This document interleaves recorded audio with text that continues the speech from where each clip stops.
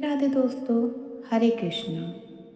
स्वर्ग में देवता भी उनका अभिनंदन करते हैं, जो हर पल महाकाल का वंदन करते हैं। हर हर महादेव। जय भोलेनाथ। आइए सुनते हैं सोमवार व्रत कथा की संपूर्ण कथा। पौराणिक कथा के अनुसार अमरावती नगर में एक धनी व्यापारी रहा करता था।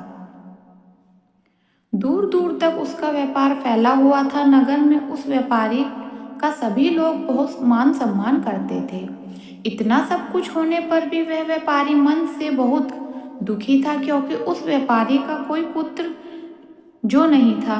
दिन रात उसे बस एक ही चिंता सताती रहती थी कि उसकी मृत्यु के बाद उसके इतने बड़े व्यापार और धन संपत्ति को कौन संभालेगा। पुत्र प्राप्ति की इच्छा से वह व्यापारी हर सोमवार भगवान शिव की व्रत और पूजा किया करता था। सायकाल में वह व्यापारी शिव मंदिर में जाकर भगवान शिव के सामने घी का दीपक भी जलाता था। उस व्यापारी की भक्ति देखकर एक दिन देवी पार्वती ने भगवान शिव से कहा, हे प्रभु, यह व्यापारी आपका सच्चा भक्त है। कितने दिनों से यह सोमवार का व्रत और पूजा नियमित कर रहा है। भगवान आप इस व्यापारी की मनोकामना अवश्य पूर्ण करें। तब भगवान शिव ने मुस्कुराते हुए कहा, हे पार्वती, इस संसार में सबको उसके कर्मों के अनुसार फल की प्राप्ति होती है। प्राणी जैसे कर्म करते हैं उन्हें वैसे ही फल मिलता है। इसके बाद भी देवी पार्वती नहीं मानी। उन्होंने बार बार आग्रह करते हुए कहा, हे महादेव, हे प्रभु, आपको इस व्यापारी की इच्छा पूरी करनी ही पड़ेगी। यह आपका अन्य भक्त है, हर सोमवार आपके विधिवत व्रत रखता है और पूजा अर्चना के बाद आपको भोग लगाकर एक समय ही भोजन भी ग्रहण करता है। आपको इस पुत्र प्राप्ति का वरदान तो देना ही होगा। प्रभु देवी पार्वती का इतना आग्रह देखकर भगवान शिव ने कहा, देवी, तुम्हारे आग्रह पर मैं इस व्यापारी को पुत्र प्राप्ति का वरदान देता हूँ, लेकिन इसका पुत्र 16 वर्ष से अधिक जीवित नहीं रहेगा। उसी रात भगवान शिव ने सपने में उस व्यापारी को दर्शन देकर उसके पुत्र प्राप्ति का वरदान दिया और उसके पुत्र के 16 वर्ष तक जीवित रहने के बाद भी बताई। भगवान के वरदान से उस व्यापारी को खुशी तो हुई, लेकिन पुत्र की अल्पायु की चिंता भी उस खुशी को नष्ट कर दिया। व्यापारी अब भी पहले की तरह सोमवार का विधिवत व्रत करता रहा। कुछ महीने पश्चात उसके घर एक बहुत ही सुंदर पुत्र उत्पन्न हुआ। पुत्र जन्म से व्यापारी के घर में खुशियां भर गई। बहुत धूमधाम से पुत्र जन्म का समारोह मनाया गया। व्यापारी को पुत्र जन्म की अधिक खुशी नहीं हुई, क्योंकि उसे पुत्र की अल्पायु के रहस्य का पता था, लेकिन यह रहस्य घर में किसी और को मालूम नहीं था। विद्वान ब्राह्मणों ने उस पुत्र का नाम अमर रखा। जब अमर 12 वर्ष का हुआ तो शिक्षा के लिए उसे वाराणसी भेजा निश्चय किया गया। व्यापारी ने अमर की मामा दीपश को बुलाया और कहा कि अमर को शिक्षा प्राप्त करने के लिए वाराणसी छोड़कर आओ। अमर अब अपने मामा के साथ शिक्षा प्राप्त करने के लिए चल दिया।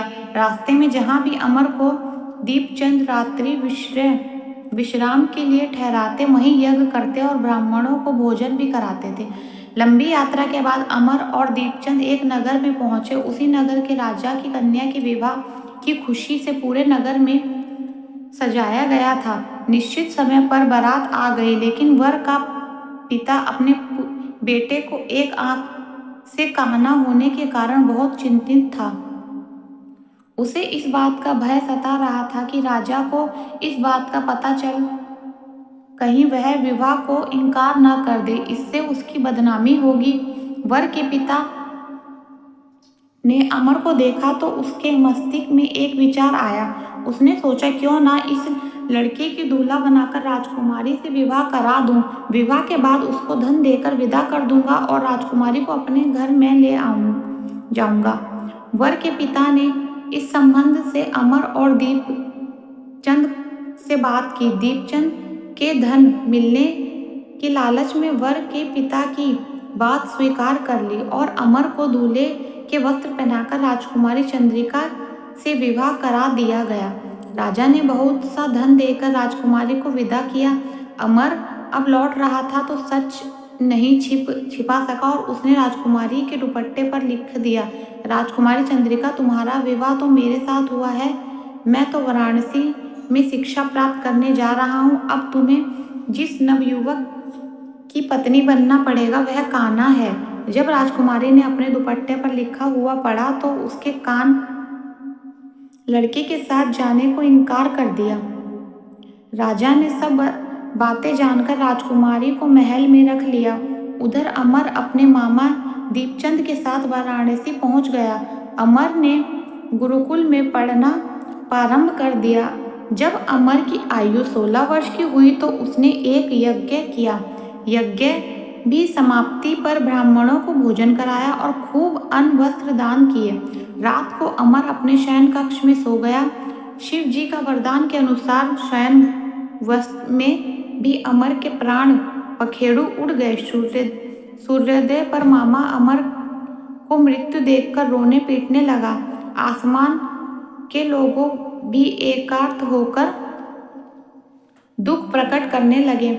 मामा रोने विलाप करने का स्वर समीप से गुजरते हुए भगवान शिव और माता पार्वती ने भी सुना। तब माता पार्वती ने भगवान से कहा, प्राणनाथ, मुझे इसके रोने का स्वर सहन नहीं हो रहा। आप इस व्यक्ति के कष्ट को अवश्य दूर कीजिए। भगवान शिव ने देवी पार्वती के साथ अदृश्य रूप में जाकर अमर को देखा तो पार्वती जी बोली, देवी, यह तो उसी व्यापारी का पुत्र है जिसे मैंने 16 वर्ष की आयु का वरदान दिया था। आज इसकी आयु तो पूरी हो गई है। देवी पार्वती ने फिर भगवान शिव से निवेदन किया, हे प्राणनाथ, आप इस लड़के को जीवित कर दीजिए, नहीं तो इस लड़के के माता पिता पुत्र की मृत्यु के कारण रो रो कर अपने प्राण को त्याग देंगे।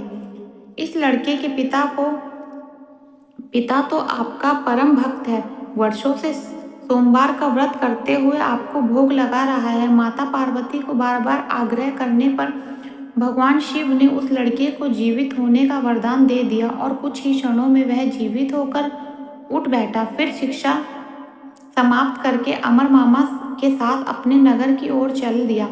दोनों चलते हुए उसी नगर में पहुंचे जहां अमर का विवाह हुआ था। उस नगर में भी अमर ने यज्ञ का आयोजन किया। समीप से गुजरते हुए नगर के राजा ने यज्ञ का आयोजन देख तब राजा ने अमर को तुरंत पहचान लिया। यज्ञ समाप्त होने पर राजा अमर और उसके मामा को महल में ले गया। कुछ दिनों और महल में रखकर बहुत सारा धन वस्त्र देकर राजकुमारी के साथ विदा कर दिया। रास्ते में सुरक्षा के लिए राजा ने बहुत से सैनिक को भी साथ भेज दिए। दीपच ने नगर में पहुंचते ही एक दूत को घर भेजकर अपने आने की सूचना भेजी। अपने बेटे अमर के जीवित वापस लौटने की सूचना से व्यापारी बहुत प्रसन्न हुआ। व्यापारी ने अपने पत्नी के साथ स्वयं को एक कमरे में बंद कर रखा था। भूखे प्यासे रहकर व्यापारी और उनकी पत्नी बेटे की प्रतीक्षा कर रहे थे। उन्होंने प्रतीक्षा कर रखी थी कि यदि उन्हें अपने बेटे की मृत्यु का समाचार मिलेगा तो वे दोनों भी अपने प्राण त्याग देंगे। व्यापारी अपनी पत्नी और मित्रों के साथ नगर के द्वार पर पहुंच गया। अपने बेटे के विवाह का समाचार सुनकर पुत्रवधू राजकुमारी चंद्रिका को देखकर उसकी खुशी का ठिकाना नहीं रहा। उसी रात भगवान शिव ने व्यापारी को सपने में आकर कहा, श्रेष्ठ, मैंने तेरे सोमवार के व्रत और व्रत कथा सुनने से प्रसन्न होकर तेरे पुत्र को लंबी आयु प्रदान की है। यह सुनकर व्यापारी बहुत प्रसन्न हुआ। सोमवार का व्रत करने से व्यापारी के घर में खुशियां लौट आई। शास्त्रों में लिखा है कि जो स्त्री पुरुष सोमवार का विधिवत व्रत करते हैं और व्रत कथा सुनते हैं, उनकी सभी इच्छाएं महादेव की कृपा से पूरी हो जाती है। एक समय श्री महादेव जी देवी पार्वती जी के साथ भ्रमण करते हुए मृत्युलोक में अमरावती नगर में आए। वहां के राजा ने शिव जी का एक भव्य मंदिर बनवाया था जो कि अत्यंत सुंदर और रमणीक था, मन में शांति देने वाला था। भ्रमण करते समय भगवान शिव और देवी पार्वती जी भी वहां ठहर गए। पार्वती जी ने कहा, हे नाथ, आइए आज इसी स्थान पर चौसर पर से खेले प्रारंभ हुआ। शिव जी कहने लगे, मैं जीतूंगा। इस प्रकार उनकी आपस में वार्तालाप होने लगी। उस समय पुजारी जी पूजा करते आए। पार्वती जी ने पुजारी से पूछा, पुजारी जी बताइए जीत किसकी होगी। पुजारी जी ने कहा, इस खेल में तो महादेव जी के सामने कोई दूसरा प्रगत नहीं हो सकता, इसलिए महादेव जी यह बाजी जीतेंगे। परंतु हुआ उल्टा, जीती पार्वती जी की हुई। अंत पुजारी जी को पार्वती जी ने कोढ़ी होने का श्राप दे दिया कि तूने मिथ्या भाषण किया है। अब तो पुजारी को कोढ़ रोग हो गया। भगवान शिव, देवी पार्वती जी दोनों वापस चले गए। कुछ समय बाद अप्सराएं पूजा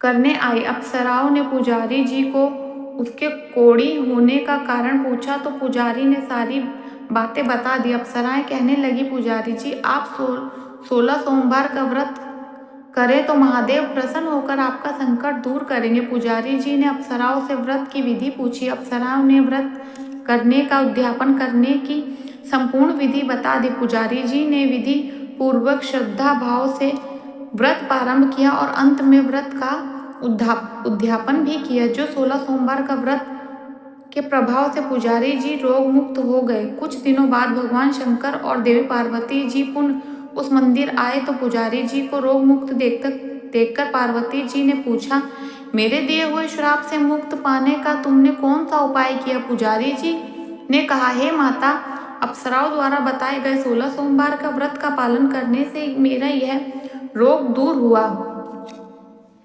पार्वती जी ने 16 सोमवार का व्रत किया, जिससे उनसे रूठे हुए कार्तिकेय जी भी अपनी माता से प्रसन्न होकर आज्ञाकारी हुए।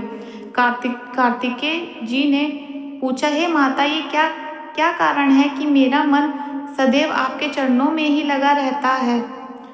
कार्तिकेय जी को 16 सोमवार के व्रत का महत्व तथा विधि बताई। तब कार्तिकेय जी ने भी इस व्रत को किया तो उनका बिछड़ा हुआ मित्र मिल गया। अब मित्र ने भी इस व्रत को अपनी विवाह होने की इच्छा से किया। फलत वह प्रदेश गया। वहां से राजा की कन्या का स्वयंवर था। राजा ने प्रण किया था कि हथिनी जिस व्यक्ति के गले में वरमाला डाल देगी उसी के साथ मैं अपनी राजकुमारी का ब्याह करूंगा। वह ब्राह्मण मित्र भी स्वयंवर देखने की इच्छा से वह वहां एक कोने में जाकर बैठ गया। हथिनी ने उसी ब्राह्मण मित्र को माला पहनाई तो राजा ने बड़ी ही धूमधाम से अपनी राजकुमारी का विवाह उसके साथ कर दिया। इसके बाद दोनों सुखी पूर्वक रहने लगे। एक दिन राजकुमारी ने पूछा, हे नाथ, आपने कौन सा पुण्य किया था जिससे हथिनी ने आपके गले में वरमाला पहनाया। ब्राह्मण पति ने कहा, मैंने कार्तिकेय जी द्वारा बताए गए 16 सोमवार का व्रत विधि विधान सहित श्रद्धा के साथ किया और उद्यापन किया, जिससे फल स्वरूप मुझे तुम्हारे जैसे सौभाग्यशाली पत्नी मिली। अब तो राजकुमारी ने भी 7 पुत्र प्राप्ति के लिए व्रत किया और फिर सर्वगुण संपन्न पुत्र प्राप्त किए। बड़े होकर पुत्र ने भी राज्य प्राप्ति की कामना से 16 सोमवार का व्रत किया। राजा के देवलोक होने पर इसी ब्राह्मण कुमारी को राज गद्दी मिली। फिर भी वह इस व्रत को करता रहा। एक दिन उसने अपनी पत्नी से पूछा, सामग्री मंदिर में लेकर चलने को कहा, परंतु उसने पूजा सामग्री अपनी दासियों द्वारा भिजवा दी और स्वयं वहीं रह गई। तब राजा ने जब पूजा समाप्त की तो आकाशवाणी हुई, हे राजा, तुम अपनी इस पत्नी को त्याग दो, नहीं तो राजपाट से हाथ धोना पड़ेगा। प्रभु भी आज्ञा मानकर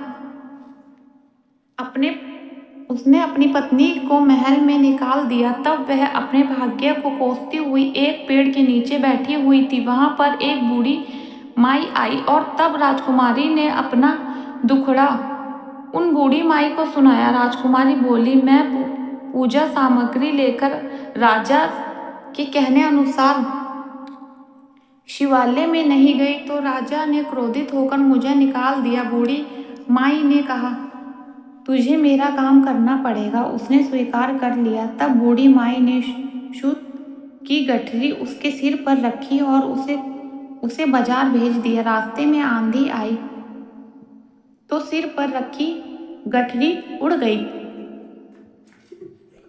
बूढ़ी माई ने डांट कर उसे भगा दिया। अब रानी बूढ़ी माई के यह भी चलते चलते एक आश्रम में पहुंची। गोसाई जी उसे देखते ही समझ गए कि यह तो किसी उच्च घराने की अबला विपत्ति की मारी है। वह उस धैर्य बांधते हुए बोले, बेटी तू मेरी आश्रम में क्यों रहने, किसी प्रकार की चिंता मत करना। रानी अब आश्रम में रहने लगी, परंतु वह जिस भी वस्त्र को हाथ लगाती वह वस्तु खराब हो जाती है। देखकर गोसाई जी ने पूछा, बेटी किस देव के अपराध से ऐसा होता है? रानी ने बताया कि मैंने अपने पति की आज्ञा का उल्लंघन किया और शिवालय में पूजा के लिए नहीं गई। इसी से मुझे यह घोर कष्ट उठाने पड़े रहे हैं। गोसाई जी ने भगवान शिव से उसके कुशल क्षेम के लिए प्रार्थना की और कहा, बेटी तुम 16 सोमवार का व्रत विधि अनुसार करो। तब रानी ने विधि पूर्वक व्रत पूर्ण किया और व्रत के पुण्य प्रताप से राजा को रानी की याद आई तो दूतों को उसकी खोज में भिजवाया। आश्रम में रानी को देखकर दूतों ने राजा को जाकर सारा हाल बताया। तब राजा ने स्वयं वहां आकर गोसाई जी से कहा, महाराज ये तो मेरी पत्नी है, मैंने इसका परित्याग कर दिया था। अब आप कृपा करके इसको मेरे साथ जाने की आज्ञा दीजिए। शिव जी की कृपा से प्रतिवर्ष 16 सोमवार का व्रत करते हुए वे दोनों आनंद से रहने लगे और अंत में शिवलोक को प्राप्त हुए। इस प्रकार 16 सोमवार का व्रत की कथा समाप्त हुई। सभी प्रेम से बोलिए, भोले शंकर भगवान की जय। अब सुनिए शिव चालीसा का पाठ और भोलेनाथ की आरती। जय जय जय गिरजा सुवन मंगल मूल सुजान, कहत अयोध्या दास तुम देहु अभय वरदान। जय गिरजापति दीन दयाला, सदा करत संतन प्रतिपाला। भाल चंद्रमा सोहत कानन कुंडल नागफनी के, अंग गौर सिर गंगा बहा। गुणमाला तन शार लगाए, वस्त्र खाल व गंबर सोहे। छवि को देखे नाग मुनि मोहे, मैनु मात की होवे दुलारी। वाम अंग सोहत छवि नारी, कर त्रिशूल छोत छवि भारी। कहत सदा शत्रु शयकारी, नंदी गणेश सोहत कैसे। सागर मध्य कमल है जय, कार्तिक श्यामा और गणाऊं। यह छवि को कही जात न काऊं, देवन जबी जय पुकारा। तभी दुख प्रभु आप निवार, उपद्रव के तारक भारी। देवन सब मिली तुम्ही जुहारी, तुरंत शनानन आप पठा। लव निमेष मह मार गिरायो, आप जलंधर असुर सहारा। सुयश तुम्हारा बदति संसारा, त्रिपुरा सरसन युद्ध मचा। सभी कृपा करे लीन बचाए, तभी भागीरथ भरी पुर प्रतिज्ञा तुपारी। दीन में तुम सबको ना सेवक स्तुति करत, सदा ही वेद नाम महिमा तब गाये। अखद आनंदित भेद न पाए, प्रकटि उत्की मंतन तेज। जरसुरासर भय विहाला, कीन दया ते करी सहाय। नीलकंठ तब नाम कहा, पूजन रामचंद्र जब कीना। जीत के लंका विभीषण, दीन सहस कमल में हो रहे धारी। कीन प्रशिका तभी पुरारी, एक कमल प्रभु राखे कोई। जोई कमल समन पूजन चे सोई, कठिन भक्ति देखे प्रभु शंकर भयो प्रसन्न। दियो इच्छित फल, प्रसन्न दियो इच्छित फल। जय अनंत अविनाशी, करत कृपा सबके घटवासी। दुष्टि सकल नीति मोहे सतावे, भ्रमत रहे मोहे चैन आवे। त्राहि त्राहि मैं नाथ पुकारो, यही अवसर मोहे आनो बारो। ले त्रिशूल शत्रु को संकट ते मोहे आनो बारो। माता पिता भ्राता सब होई, संकट में पूछत नहीं कोई। स्वामी एक है आस तुम्हारी, आए हरो मम संकट भारी। धन निधन को देता सदा, जो चाचे सो फल पाए। स्तुति कहे विधि करो तुम्हारी, शमोनाथ अब चूक हमारी। शंकर हो संकट के नाशन, मंगल कारण विद्या विनाशन। योगी योति मुनि ध्यान लगा, रसाल शीश नवावे। नवो नमो जय नमः शिवाय, सुर ब्रह्म का पार न पा। जो यह पाठ करे मन लाई, तापर होती शंभु सहाय। ऋषि जो कोई हो अधिकार, पाठ करे सो पावन हारी। पुत्र होन इच्छा कर को, निश्चय शिव प्रसाद से होई। त्रयोदशी को लावे ध्यान पूर्वक ओंकार। त्रयोदशी व्रत करे हमेशा, तन नहीं ताके रहे कलेशा। धूप दीप न वेद चढ़, शंकर सन्मुख पाठ सुनावे, जन्म जन्म के पाप नसावे। अंत धाम सिर सुर में कहत, अयोध्या दास तुम्हारी, जानू सकल दुख हरो हमा। नित्य नेम कर पाठ ही पाठ करे 40, तुम मेरी मनोकामना पूर्ण करो जगदीश। हे मंत्र ऋतु संवत 64 जान स्तुति, शिव चालीसा पूर्ण कीन्य कल्याण। ओम जय शिव शंकर। स्वामी जय शिव ओंकारा, विष्णु सदा शिव ब्रह्म, सदा शिव अर्धाम धारा। ओम जय शिव ओंकारा, एकानन चतुरानन पंचानन राजे। स्वामी पंचानन हंसासन गरुणासन, विश्वाहन साजे। ओम जय शिव ओंकारा, दो भुज चार चतुर्भुज, 10 भुज ते सोहे। स्वामी 10 भुज त्रिगुण रूप, निरखता त्रिभुवन जन मोहे। ओम जय शिव ओंकारा, अक्षमाला वनमाला मुंडमाला धारी। स्वामी मुंडमाला धारी, चंदन मृग मद सोहे, भोले शशिधारी। ओम जय शिव ओंकारा, श्वेतांबर पीतांबर वागंबर अंगे। स्वामी वागंबर अंगे, सनकादिक गरुणादिक भूतादिक संगे। ओम जय शिव ओंकारा, कर के मध्य कमंडल चक्र त्रिशूल धरता धारी। स्वामी चक्र त्रिशूल धारी, दुखकारी सुखहारी, जग पालनकारी। ओम जय शिव ओंकारा, ब्रह्मा विष्णु सदा शिव जानत अविवेका। स्वामी जानत अविवेका, प्रणवाक्षर में शोभित ये तीनों एका। ओम जय शिव ओंकारा, त्रिगुण स्वामी जी की यार। जो कोई नर गावे वे स्वामी, जो कोई नर गावे कहत शिवानंद स्वामी। मन वांछित फल पावे।